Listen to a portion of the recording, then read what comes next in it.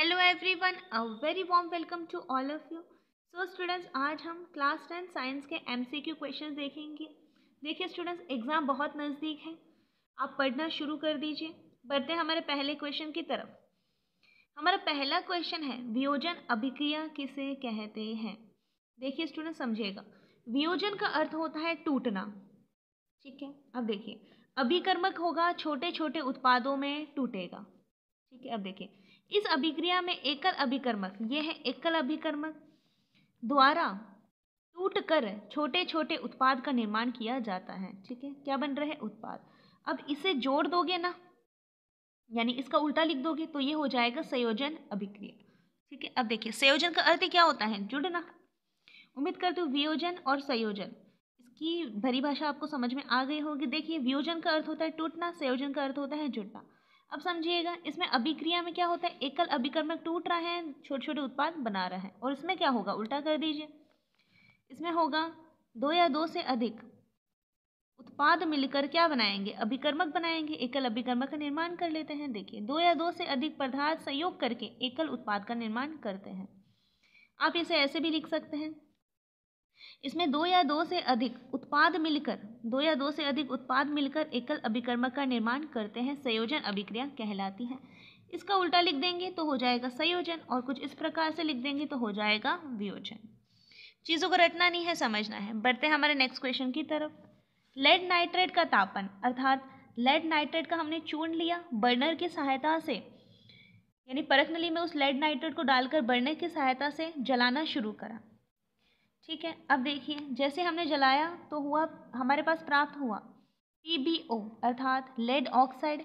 NO2 gas release हुई और oxygen gas release हुई। ये चित्र है।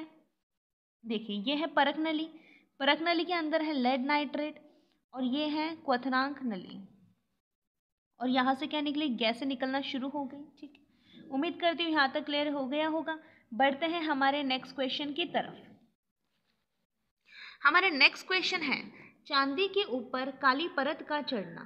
देखिए स्टूडेंट्स, चांदी के ऊपर काली परत का चढ़ना संक्षारण कहलाता है। अब देखिए, अब ये होता किस प्रकार से? जब चांदी वायु की उपस्थिति में हाइड्रोजन सल्फाइड के साथ क्रिया करती है तो अर्जेंटनम सल्फाइड का निर्माण करती है और हाइड्रोजन गैस रिलीज करती है। यही विधि कहलाती है चांदी के ऊपर काली परत का चढ़ना। आपके एग्जाम में पूछा गया था, चांदी के ऊपर काली परत का चढ़ना कहलाता है, तो उसका आंसर होगा संचरण। 4 ऑप्शन दिए गए थे। हो सकता है अब के बार आपको ये अभिक्रिया पूछ ली जाए और इसकी परिभाषा पूछ ली जाए। देखिए इसकी परिभाषा, चांदी को जब वायु में खुला छोड़ दिया जाता है तो वह हाइड्रोजन सल्फाइड H2S के साथ अभिक्रिया करके अर्जेंटनम सल्फाइड, जिसे हम सिल्वर सल्फाइड कहते हैं, का निर्माण करती है, जिस कारण चांदी काली पड़ जाती है।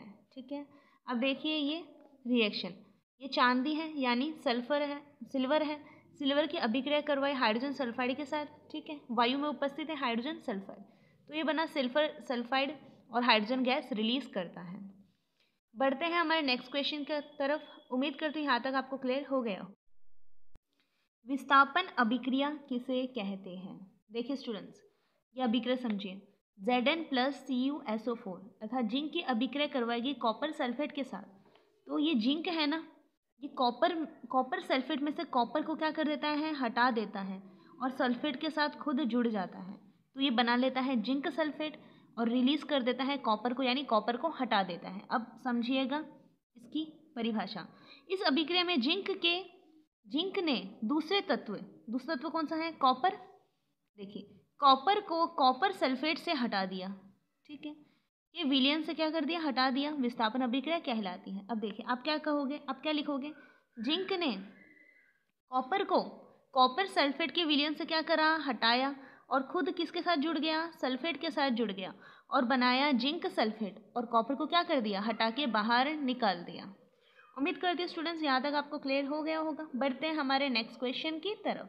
हमारा नेक्स्ट क्वेश्चन है द्विविस्थापन अभिक्रिया। अब देखिए, ये तो था विस्थापन।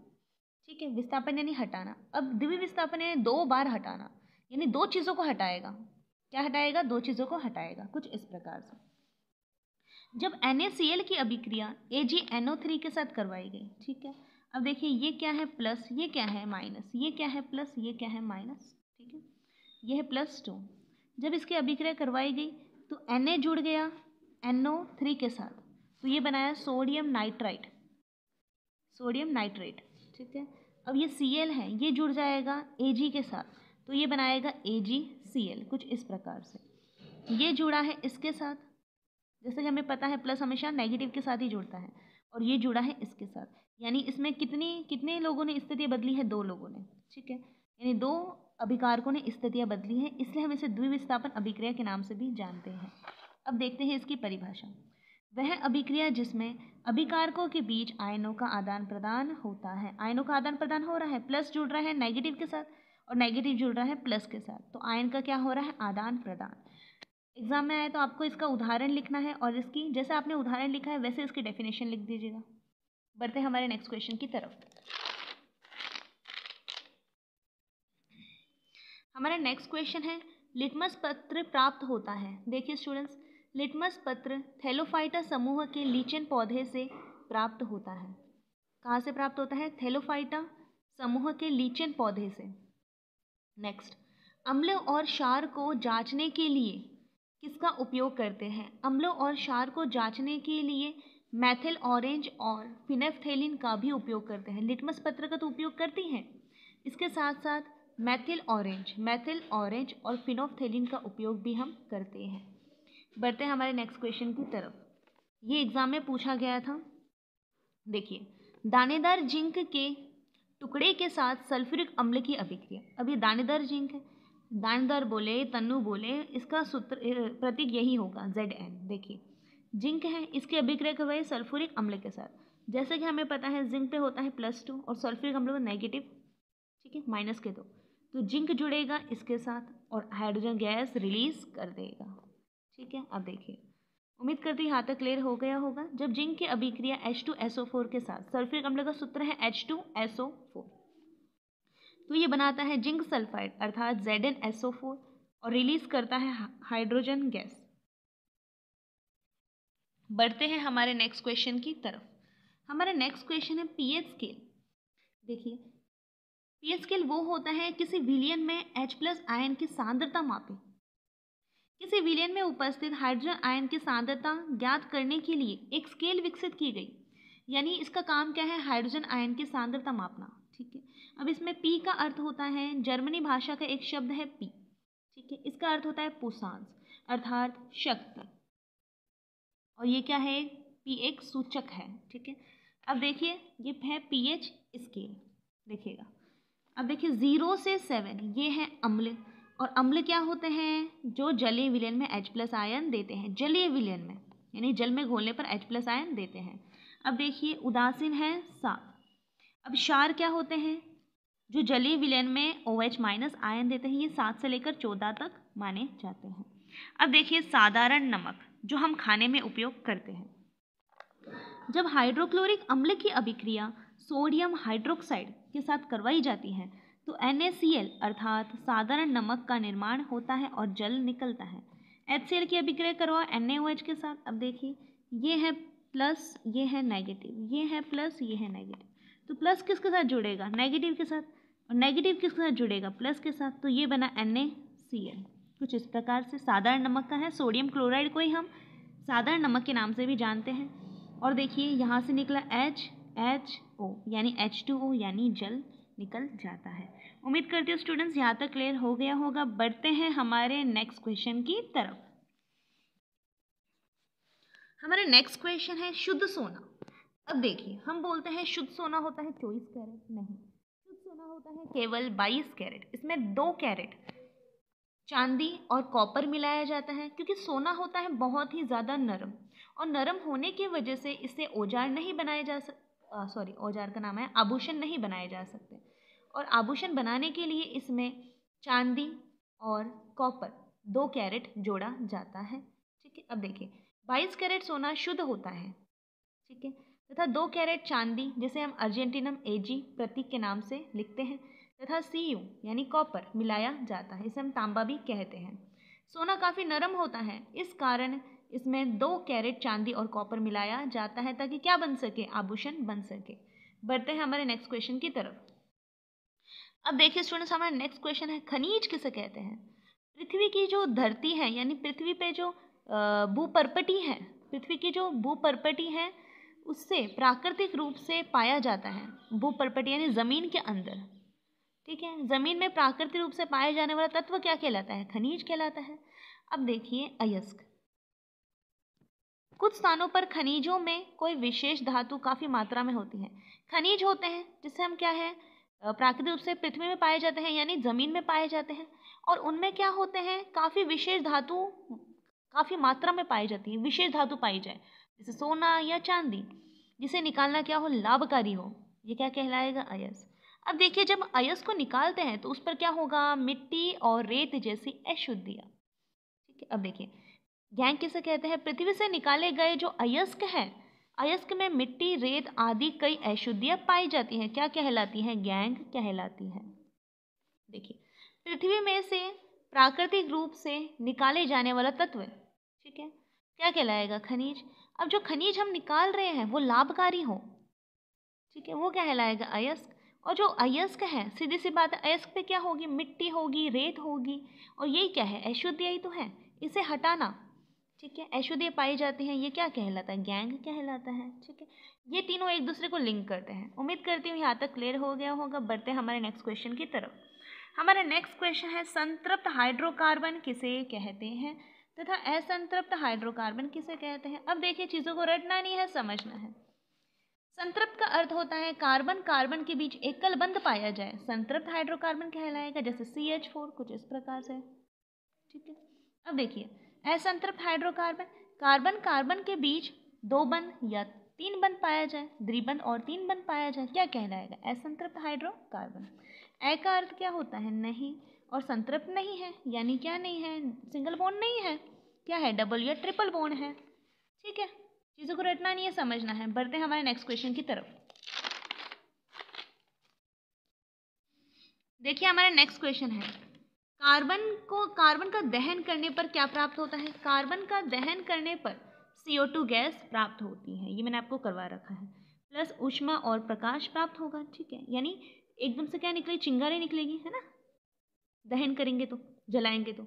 अब देखिए CH4 जिसे हम क्या कहते हैं, देखिए समझिएगा, CH4 जिसे हम मैथेन कहते हैं, कार्बन का दहन करो, मैथेन का दहन करो, या एल्कोहल, एल्कोहल का अर्थ होता है शराब, इन तीनों को दहन करोगे ना आप O2 की उपस्थिति में, तो आपको CO2 गैस तो मिलेगी ही मिलेगी, ठीक है। और देखिए इसका दहन करने पर CO2 गैस, एक तो हीट तो मिलेगी, दहन करोगे तो ऊष्मा तो निकलेगी, और प्रकाश निकलेगा यानी चमक निकलेगी, ठीक है। अब CH4 का दहन करोगे तो आपको ये 3 चीज़ तो मिलेगी ही मिलेगी, इसके साथ साथ जल भी मिल जाएगा, ऐसे याद करो।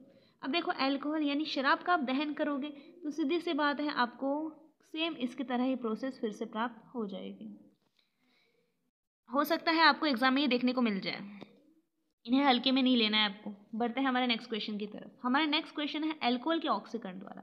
अब एल्कोहल का जो है ना, एल्कोहल यानी शराब, इसका सूत्र, इसका जो ये होता है क्या बोलते हैं, समीप, इसे हम CH3CH2OH, CH3CH2OH इसका है एल्कोहल का सूत्र। अब देखिए, अब इसे ऑक्सीकरण के ऊपर से मैं ऑक्सीकरण करवाया तो हमारे पास बना कार्बोक्सिलिक अम्ल, CH3COOH, अर्थात कार्बोक्सिलिक अम्ल का निर्माण होता है। अब गर्म करेंगे तो हमारे पास क्या बनेगा, असंतृप्त कार्बन, क्या बनेगा, असंतृप्त कार्बन, अर्थात CH2 डबल बॉन्ड CH2। अब देखिए कुछ इस प्रकार से, अब देखिए यहाँ से देख लीजिए जल निकल जाएगा, क्या निकल जाएगा, ये OH है, ठीक है। और यहाँ देखिए ये 2 लिख लीजिए, और नीचे हाइड्रोजन लगा सकते, कोई दिक्कत थोड़ी है, यहाँ से जल निकल गया। अब देखिए यहाँ पे जल आ गया, और क्या बचा, CH2 और बीच में क्या हो जाएगा, डबल बॉन्ड, अर्थात हम कह सकते हैं असंतृप्त हाइड्रोकार्बन हमें प्राप्त हो जाता है। बढ़ते हैं हमारे नेक्स्ट क्वेश्चन की तरफ। हमारा नेक्स्ट क्वेश्चन है एथेनॉल के गुणधर्म। एथेनॉल का अर्थ क्या होता है स्टूडेंट्स, शराब। अब देखिए शराब होता है, उसके गुण क्या होते हैं, जैसे कि हमें पता है जो कफ सिरप होता है वो बनाने में शराब का उपयोग किया जाता है, ठीक है। और ये क्या है, एक मादक पदार्थ है, अर्थात हम कह सकते हैं नशे के लिए इसका इंजन से क्या है, लोग नशा करते हैं, ठीक है। अब देखिए, और ये कैसे अवस्था में पाया जाता है, द्रव यानी लिक्विड फेज में पाया जाता है। अब देखिए ये कमरे के ताप पर द्रव अवस्था में पाया जाता है, जैसा कि हमें पता है। देखिए, एथेनॉल एक अच्छा विलायक है, विलायक तो है ही, यानी घोलने के लिए विलायक होते क्या है? देखिए, एक तो होता है विलय, एक होता है विलायक, अब होता है विलयन। ठीक है, यानी इसका उपयोग किस में किया जाता है? पीने में किया जाता है। अब देखिए, ये एक बर्तन है, ठीक है, बर्तन में क्या है? पानी। ठीक है, अब पानी में हमने घोल दी चीनी, चीनी क्या हो जाएगी? विलय। और ये क्या है? पहले से जल है, ये हो जाएगा विलयन। और ये दोनों मिलकर है बनाएंगे विलायक। ठीक है, यानी कोई भी चीज़ में घोलने के लिए, यानी देखिए अब दो चीज़ मिली, विलयन और विलय, तो क्या बना? विलायक बना। अर्थात जब कोई इंसान, आपने देखा होगा, कब शराब पीते हैं तो क्या करते हैं? पानी में शराब डालते हैं और फिर क्या करते हैं? उसमें बर्फ़ डालते हैं तो क्या हो जाता है? विलायक तैयार हो जाता है। ठीक है, यानी दोनों चीज़ें घुलकर जो तीसरी चीज़ बनाती हैं वो विलायक कहलाती है। तो हम कह सकते हैं कमरे के ताप पर द्रव अवस्थाएं पाई जाती हैं, लिक्विड फेज में तो होती है, बोतल में भरी जाती है। एथेनॉल एक अच्छा विलायक है। ठीक है, विलायक हो गया। अब देखिए, एथेनॉल का उपयोग कफ सिर्फ, टीचर आयोडीन आदि औषधि बनाने में किया जाता है। इसका उपयोग कफ सिर्फ, यानी हम जो खांसी की दवा लेते हैं उसमें, और टीचर आयोडीन एक दवा है उसमें भी इसका उपयोग किया जाता है। अब देखिए नेक्स्ट, एथेनॉल को किसी भी अनुपात में जल में मिलाया जा सकता है। सीधी सी बात है, जब आपने देखा होगा जब शराब पीते हैं तो क्या करते हैं? पानी में क्या, पानी पहले तो डालते हैं एथेनॉल, फिर क्या डालते हैं? पानी डालते हैं। ठीक है, तो जल में किसी भी अनुपात में मिलाया जा सकता है। अगर बिना मिलाए अगर पिएंगे तो ये हमारे हेल्थ के लिए बहुत ही ज़्यादा घातक साबित हो सकता है। ठीक है, हो सकता है मृत्यु भी हो जाए। देखिए 4 पॉइंट फिर से, द्रव अवस्था में पाया जाता है, सीधी सी बात है, और अच्छा विलायक है। ठीक है, जैसे कि मैंने आपको बर्फ़ और पानी का उदाहरण बता दिया। ठीक है, अब देखिए कफ सिरप बनाने में, टीचर आयोडीन औषधि बनाने में। ठीक है, अब देखिए इसका क्या, जल में किसी भी अनुपात में मिलाया जा सकता है। हो सकता है अनुपात, किसी भी अनुपात का अर्थ है कि ज़्यादा भी मिला सकते हैं, कम भी मिला सकते हैं। अब देखिए चेतावनी, तनु एथेनॉल की थोड़ी सी मात्रा लेने पर नशा आता है। सीधी सी बात है, हमें खुद को पता है कि शराब पीने पर नशा तो होता ही है। नेक्स्ट देखिए, शुद्ध अगर पियोगे ना, यानी बिना पानी मिलाए, है ना, तो देखिए शुद्ध एथेनॉल की थोड़ी सी मात्रा घातक सिद्ध हो सकती है, यानी इंसान की जान भी ले सकती है, ये इंजरियस इफेक्ट डालती है। बढ़ते हैं हमारे नेक्स्ट क्वेश्चन की तरफ। हमारा नेक्स्ट क्वेश्चन है रंध्र की संरचना। देखिए स्टूडेंट्स, रंध्र की संरचना कुछ इस प्रकार से होती है। ये खुला प्रकार का रंध्र है। ठीक है, ये है रंध्र छिद्र। क्या है? रंध्र छिद्र। अब देखिए, ये खुलता है दिन के समय। अब देखिए, ये है द्वार कोशिका, यानी हम कह सकते हैं ये खड़ी कहाँ रहती है? द्वार पे खड़ी रहती है, दरवाजे पे खड़ी रहती है, इसलिए हम कहेंगे द्वार कोशिका। हम बोलते हैं गार्ड, गार्ड क्या काम करता है? सुरक्षा का काम करता है, ये भी सुरक्षा का ही काम करती है। अब देखिए, ये रंध्र छिद्र है, ये देखिए ये है केंद्रक, और ये है हरित लवक।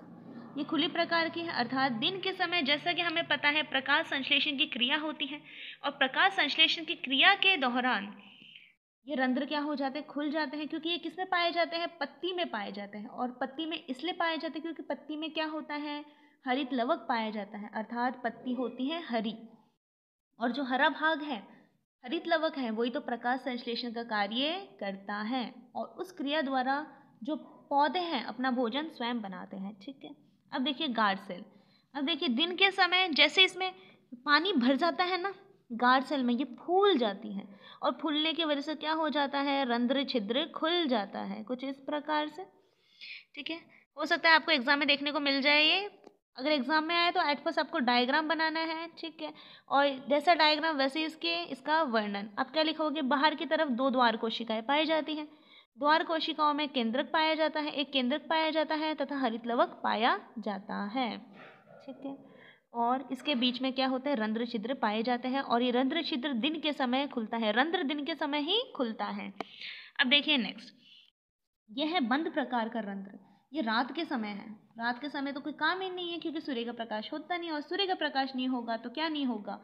प्रकाश संश्लेषण नहीं होगा, और प्रकाश संश्लेषण नहीं होगा तो पादप अपना खाना कैसे बनाएंगे? तो इसलिए रात के समय रंध्र कैसा होता है? बंद होता है। ठीक है, बढ़ते हैं हमारे नेक्स्ट क्वेश्चन की तरफ। अब देखिए, जैसा इसका चित्र वैसा इसका वर्णन। रंध्र में बाहर की तरफ क्या होती हैं 2 द्वार कोशिकाएं पाई जाती हैं। बाहर की तरफ 2 द्वार कोशिकाएं पाई जाती हैं। द्वार कोशिकाओं में हरित लवक तथा केंद्रक पाया जाता है, जैसा कि मैंने बताया आपको। रंध्र दिन के समय खुलता है क्योंकि दिन के समय क्या होता है, सूर्य का प्रकाश उपस्थित होता है। सूर्य का प्रकाश तो दिन के समय आता है। क्या अंधेरे में हमें दिखता है रात को? नहीं दिखता, क्योंकि सूर्य का प्रकाश नहीं होता। तथा दिन के समय ही प्रकाश संश्लेषण की क्रिया होती है तथा पादप अपना खाना बनाता है। जैसा चित्र वैसा वर्णन। देखिए, हम कौन सी गैस रिलीज करते हैं? CO2, और हम पादप में डालते हैं पानी। अब ये दोनों मिलकर और क्या है, सूर्य के प्रकाश की उपस्थिति में दिन के समय ये बनाएंगे अपना खाना, अर्थात glucose C6H12O6। Oxygen gas release करेंगे और ऑक्सीजन गैस कौन लेगा? हम। और ऊर्जा रिलीज करेंगे 38 ATP। ATP का फुल फॉर्म है एडिनोसिन ट्राईफॉस्फेट। फुल फॉर्म भी आपके एग्जाम में पूछा जाता है, क्योंकि CFC का फुल फॉर्म पूछा गया था। देखिए, रात के समय रंध्र बंद होता है क्योंकि रात के समय प्रकाश संश्लेषण नहीं होता, क्योंकि सूर्य का प्रकाश नहीं होता। रंध्र का कार्य प्रकाश संश्लेषण के समय गैसों का आदान प्रदान करना। जब प्रकाश संश्लेषण की क्रिया होती है तो गैसों का आदान प्रदान करता है रंध्र। बढ़ते हैं हमारे नेक्स्ट क्वेश्चन की तरफ।